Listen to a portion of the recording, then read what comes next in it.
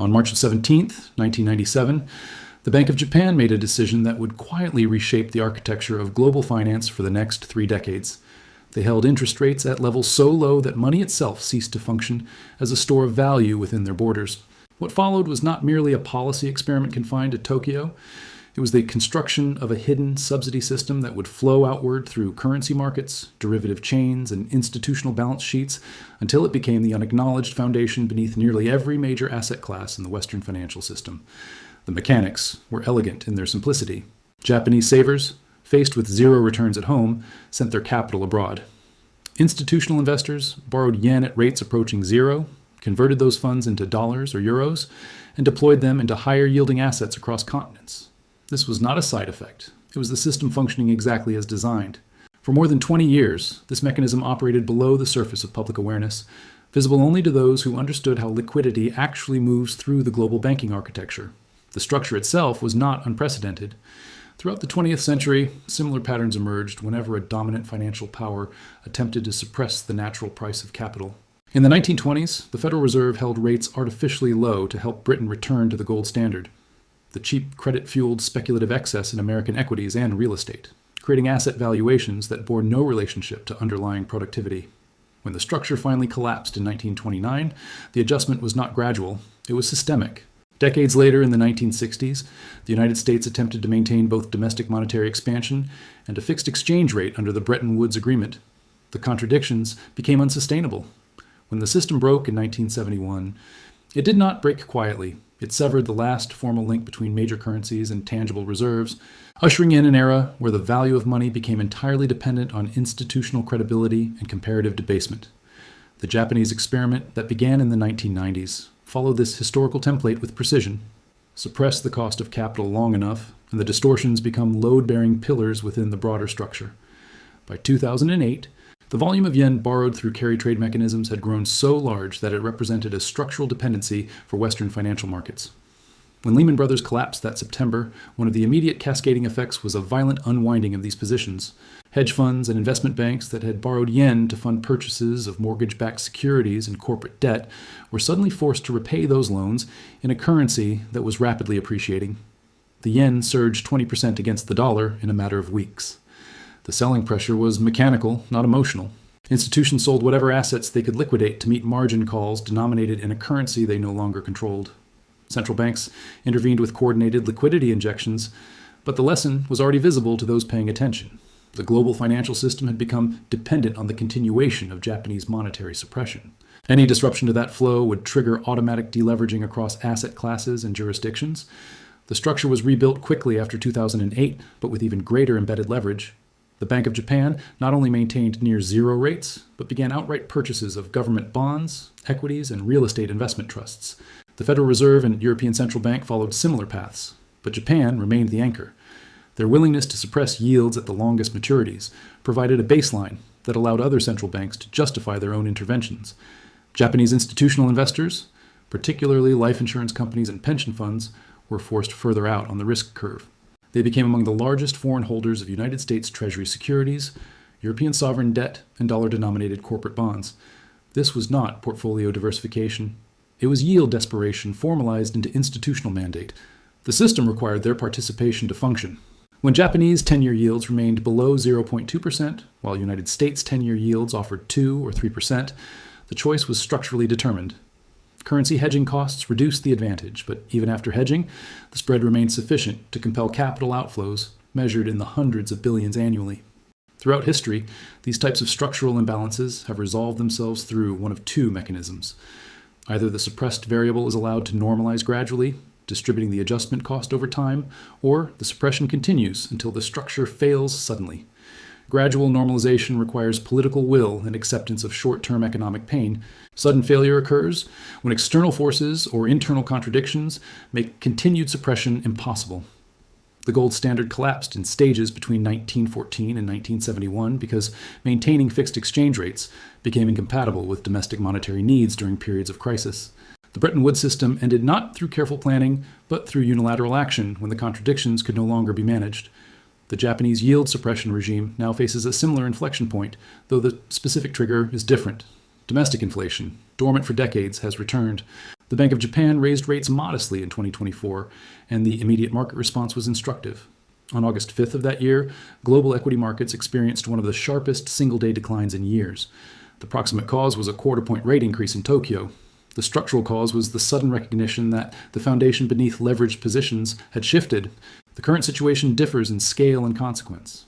Japanese 30-year yields, which spent 2 decades below 1%, have now exceeded 3%. The 10-year yield has crossed 2% for the first time since the late 1990s. These are not abstract numbers. They represent a fundamental recalibration of the risk-free rate within the world's third largest economy. When the risk-free rate rises in a country that has functioned as the global liquidity provider for a generation, the implications propagate through every connected market. Insurance companies and pension funds that purchased foreign bonds, yielding 4 or 5% when domestic alternatives offered 0, now face a different calculation. A Japanese government bond yielding 3.5% carries no currency risk, no foreign political risk, and no duration mismatch relative to yen-denominated liabilities. The incentive to repatriate capital is no longer theoretical. It is actuarial imperative. The United States Treasury market, the deepest and most liquid bond market in existence, has absorbed foreign capital inflows for decades without questioning their permanence. Japan currently holds approximately $1.1 trillion in United States government securities. China, once the largest foreign holder, has reduced its position substantially over the past 5 years. If Japanese institutions begin reallocating even 10% of their foreign bond holdings back to domestic markets, that represents over $100 billion of selling pressure. Markets do not absorb that volume without adjustment. Bond prices fall. Yields rise. The cost of financing government deficits increases precisely at the moment when those deficits have reached peacetime records. The United States federal government now carries debt exceeding $36 trillion. Annual interest expense has surpassed $1 trillion for the first time in history. This expense is calculated based on the weighted average interest rate across all outstanding debt. As older, lower-yielding bonds mature and are refinanced at current rates, the interest burden grows automatically. If Japanese repatriation forces 10-year Treasury yields toward 5% or higher, the mathematics become unmanageable within existing fiscal frameworks. Historical precedent suggests that governments facing this dilemma do not choose austerity. They choose monetary accommodation. The term yield curve control emerged from Japanese monetary policy in the 2010s, but describes a practice as old as sovereign debt itself. When a government can no longer afford the market-determined interest rate on its obligations, the central bank intervenes to cap yields by purchasing bonds in unlimited quantities. This transforms the central bank into the buyer of last resort, removing price discovery from the market. The immediate effect is to stabilize borrowing costs for the government. The secondary effect is to expand the monetary base rapidly as each bond purchase injects new reserves into the banking system. The tertiary effect is to undermine confidence in the currency itself, as market participants recognize that the supply of money will expand to whatever level is required to prevent sovereign default. The United States has not formally announced yield curve control, but the mechanisms are already partially in place. During the acute phase of the pandemic response in 2020, the Federal Reserve purchased over $4 trillion in Treasury and mortgage-backed securities. The stated purpose was market stabilization. The functional result was monetization of government spending, when foreign demand for United States debt weakens due to attractive alternatives elsewhere. The Federal Reserve will face renewed pressure to resume large-scale purchases regardless of inflation conditions. This creates a policy trap that has destroyed the purchasing power of every fiat currency that has encountered it. The government requires low interest rates to remain solvent. The central bank must print money to keep rates low. The printed money creates inflation. The inflation erodes the real value of savings and fixed income returns. Citizens seek alternative stores of value outside the banking system. The historical record on this sequence is unambiguous. Weimar Germany in the early 1920s, Argentina repeatedly throughout the 20th century, Zimbabwe in the 2000s. The specific political and economic contexts differed, but the monetary mechanics followed identical patterns. The difference in scale and sophistication does not alter the fundamental dynamic. When the cost of capital is suppressed below its natural level for an extended period, and when that suppression is maintained through continuous monetary expansion, the eventual adjustment involves a repricing of the currency itself relative to tangible assets. Silver occupies a unique position within this framework. It functions simultaneously as an industrial commodity and a monetary metal. Unlike gold, which exists almost entirely as a store of value, approximately half of annual silver production is consumed in industrial applications that cannot easily substitute alternative materials. Solar panels, electronics, medical equipment, and electrical infrastructure all require silver in quantities that have grown steadily as technology has advanced. This industrial demand creates a price floor based on manufacturing necessity. The monetary demand creates a price ceiling determined by the perceived stability of fiat currencies and the availability of alternative hedges.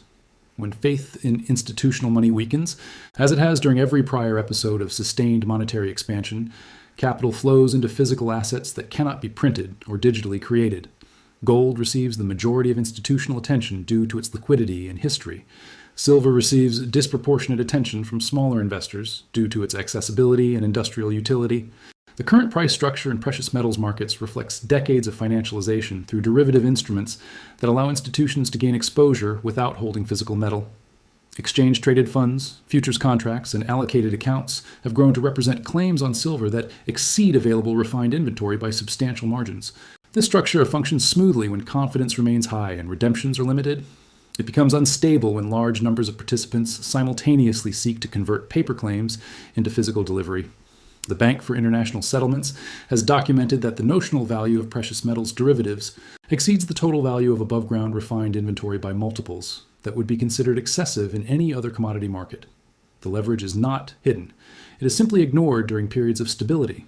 When stability gives way to uncertainty, leverage amplifies price movements in both directions. The Japanese yield shock represents a specific catalyst within a broader structural deterioration.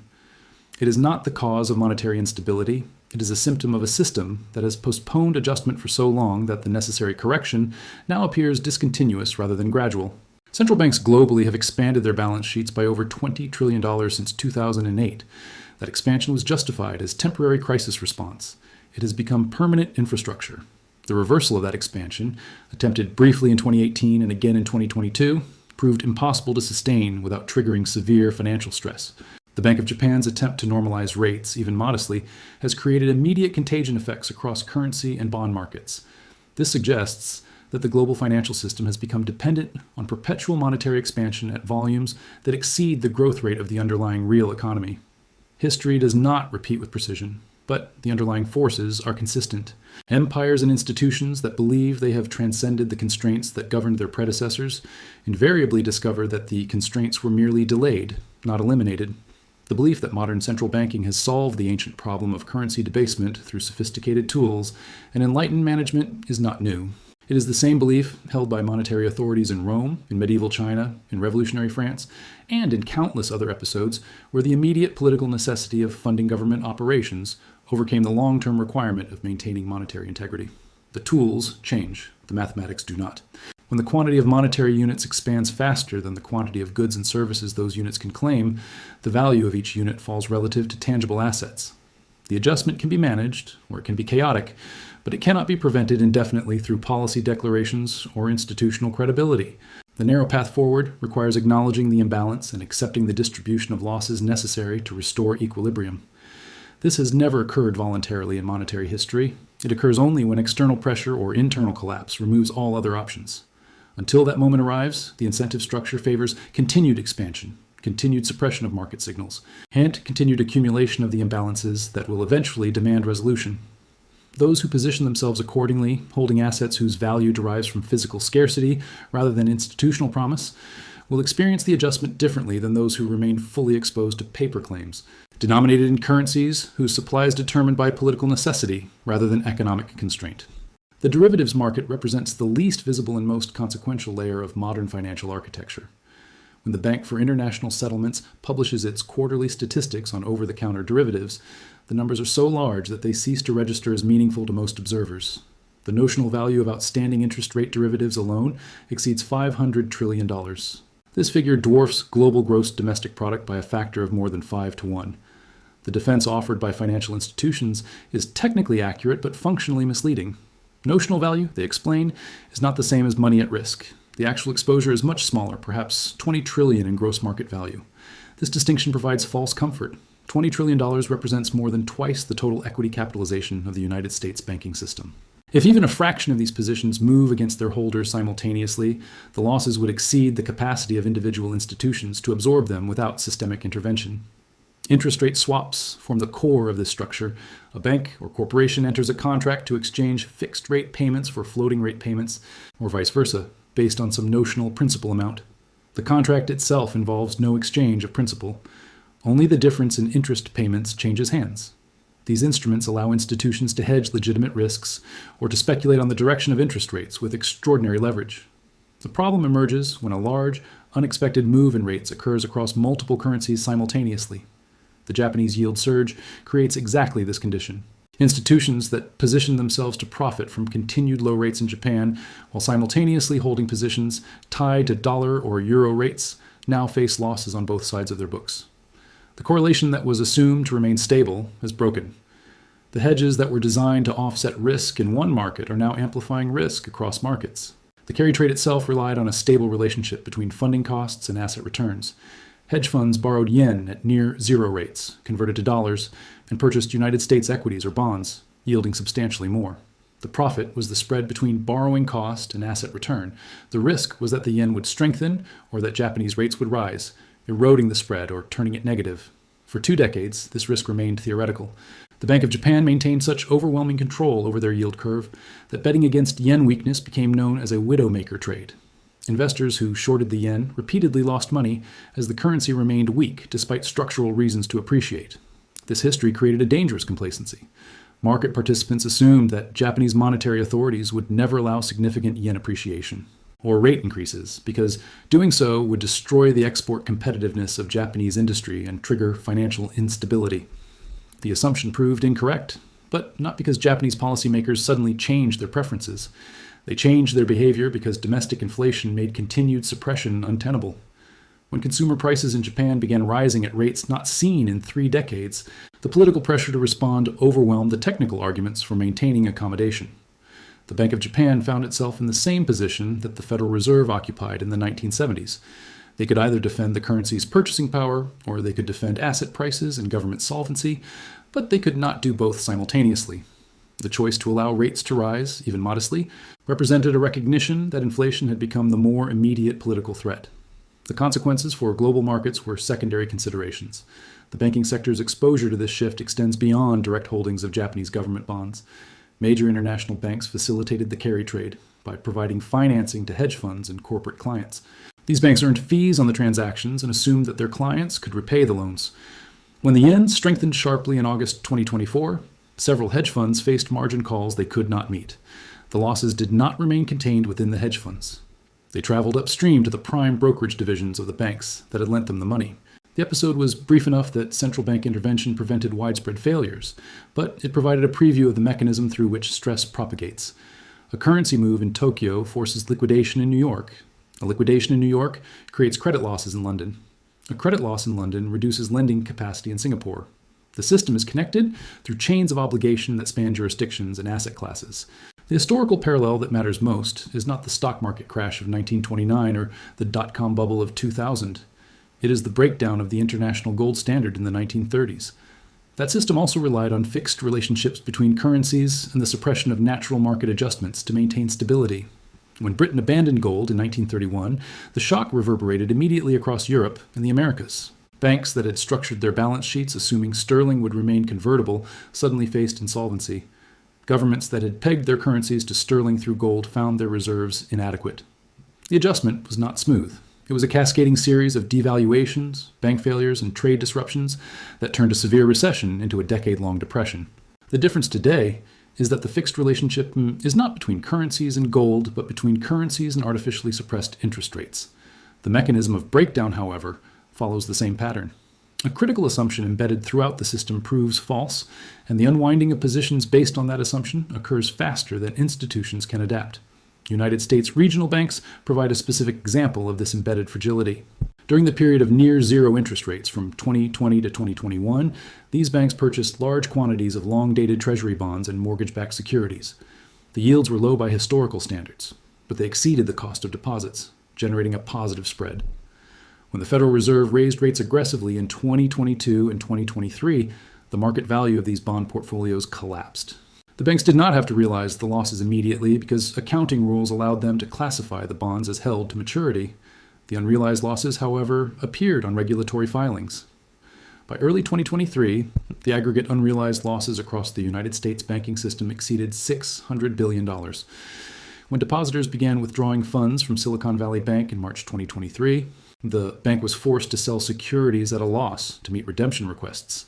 The realized losses triggered a crisis of confidence that spread to other institutions with similar balance sheet structures. The Federal Reserve's response was to create a new lending facility that allowed banks to borrow against their underwater bond portfolios at par value rather than market value. This prevented immediate failures, but did not resolve the underlying problem. The banks remain structurally insolvent if forced to liquidate their bond holdings at current market prices. They survive only because depositors have not demanded their money back in sufficient numbers to force asset sales. If Japanese repatriation pushes United States yields higher, the market value of these bond portfolios falls further. The gap between stated capital and economic reality widens.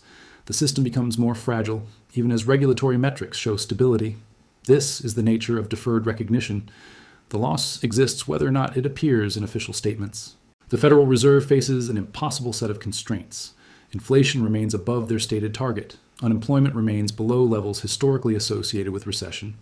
Under normal circumstances, these conditions would argue for maintaining restrictive policy. But financial stability indicators are flashing warning signals that cannot be ignored. Bank reserves have declined. Reverse repurchase agreement volumes have fallen. Treasury market liquidity has deteriorated. Corporate credit spreads have widened. These are the early stages of a liquidity shortage, the condition that precedes financial accidents. The central bank's dilemma is that fighting inflation requires keeping rates high, but maintaining financial stability requires lowering rates and expanding liquidity. They cannot achieve both objectives simultaneously. History demonstrates that when central banks face this choice, they prioritize stability over inflation control. The political and economic consequences of bank failures and market crashes are immediate and visible. The consequences of inflation are distributed and delayed. The path of least resistance is always to print, to ease, to accommodate. This is why the Japanese yield shock matters so profoundly for monetary metals. It forces the Federal Reserve's hand at a moment when they have already exhausted much of their credibility in the fight against inflation. If they pivot back to accommodation now, after having declared that inflation was transitory, then having admitted it was persistent, then having raised rates aggressively to combat it, the signal is unmistakable. They have lost control of the process. Markets will interpret any return to quantitative easing or any premature rate cuts as confirmation that the system cannot function without continuous monetary expansion. This interpretation will prove correct. The level of debt accumulated across government, corporate, and household sectors during the era of suppressed rates is too large to service at normalized interest rates. The economy has been restructured around the assumption that capital would remain cheap indefinitely. Reversing that assumption requires either a massive debt default, which would destroy the banking system, or a massive currency debasement, which would destroy purchasing power. Policymakers will choose debasement because it is gradual and can be obscured through technical language and statistical manipulation. Silver's role in this endgame is determined by its dual nature. It cannot be printed. It cannot be created through ledger entries. It exists in finite quantities that require energy and labor to extract from the earth. When the gap between the quantity of monetary claims and the quantity of tangible goods becomes too large, the adjustment occurs through the repricing of tangible goods upward in currency terms. This is not a prediction. It is arithmetic. If the supply of dollars expands by 10%, while the supply of silver expands by 2%, the dollar price of silver must rise unless demand for silver falls by an offsetting amount. Industrial demand for silver is not falling. It is accelerating due to electrification, renewable energy infrastructure, and advancing electronics. The supply response to higher prices is constrained by the fact that most silver is produced as a byproduct of base metal mining. Dedicated silver mines cannot be brought online quickly enough to satisfy a surge in investment demand layered on top of industrial consumption. The professional investment community understands these dynamics but remains trapped by institutional mandates. Pension funds, endowments, and insurance companies operate under regulations that dictate asset allocation and limit exposure to commodities. A pension fund cannot legally shift 30% of its portfolio into physical silver, regardless of what the fund managers believe about monetary policy. They are required to maintain diversified holdings of stocks, bonds, and approved alternative investments. This creates an opportunity for smaller investors who are not bound by these constraints. They can act on information and analysis without requiring committee approval or regulatory permission. The disadvantage of being small is offset by the advantage of being agile. When large institutions are structurally prevented from responding to obvious risks, those risks become opportunities for participants who can move quickly and hold positions through volatility. The final piece of this structure concerns counterparty risk, the possibility that the institution holding your assets will fail and take your wealth with it. Every financial claim is simultaneously someone else's liability. A bank deposit is a liability of the bank. A bond is a liability of the issuer. An exchange-traded fund share is a claim on assets held by a custodian. If the custodian fails, if the bank fails, if the issuer defaults, the claim becomes worthless or subject to bankruptcy proceedings that can take years to resolve. Physical silver held outside the banking system has no counterparty. It does not depend on anyone's promise to pay. It exists as a tangible asset that can be verified and transferred without institutional intermediation. This quality becomes relevant precisely when institutional failure becomes plausible. The time to eliminate counterparty risk is before the crisis, not during it. Once the crisis begins, the mechanisms for converting paper claims to physical assets become overwhelmed or are simply shut down to prevent runs on the system. The pattern visible in the Japanese bond market today will propagate through other markets in sequence. First, the currency markets as investors adjust their expectations for relative monetary policy. Then, the equity markets as companies face higher borrowing costs and consumers face reduced purchasing power. Then the credit markets as over-leveraged borrowers default and lenders reassess risk premiums. Finally, the political realm as governments face choices between austerity that triggers social unrest and monetary expansion that triggers currency crises. Each stage of this process reinforces the next. There is no circuit breaker that halts the sequence once it begins. There are only interventions that delay the progression and ensure that when adjustment finally occurs, it is more violent than it would have been if addressed earlier. The belief that central banks can navigate this process smoothly rests on the assumption that they possess tools and wisdom that central banks of the past lacked. The historical record provides no support for this assumption. Every monetary authority in history has believed that their situation was unique and that the constraints that governed their predecessors no longer applied. Every one of them eventually discovered that the constraints were simply deferred, and that the cost of deferral was amplification of the eventual correction. The question facing investors now is not whether adjustment,